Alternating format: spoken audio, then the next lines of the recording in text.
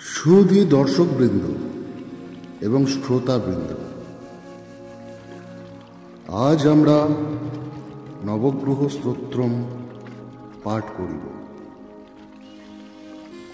ইহার উদ্দেশ্য হইল আমাদের সমস্ত ধরনের বাধা, বিঘ্ন, অশান্তি, আর্থিক দৈন্যদশা সমস্ত কিছু আমাদের জীবন থেকে দূরীভূত করা। এই মন্ত্র যদি আপনারা রেগুলার পাঠ করতে পারেন, আপনি দেখবেন ধীরে ধীরে আপনি উন্নতি লাভ করছেন। আপনি যদি পাঠ নাও করেন, এই নবগ্রহ স্তোত্রম যদি আপনি শ্রবণ করেন, তাহলেও ফলাফল লাভ করিবেন।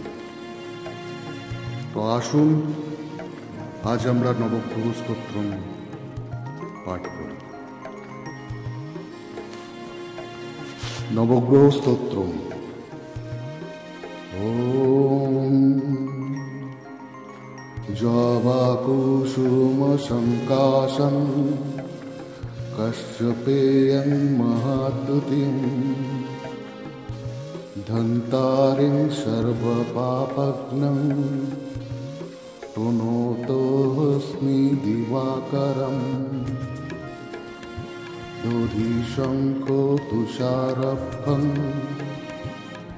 ক্ষীরোদার্ণবশুম্ভকম নমামি শনীনং ভক্তাশম্ভুর্মুকুটভূষণম ধরণীগর্ভসম্ভুক্তং বিদ্যুৎপুঞ্জসমপ্রভং কুমারং শক্তিহস্तं চ লোহিতাঙ্গনমহমহম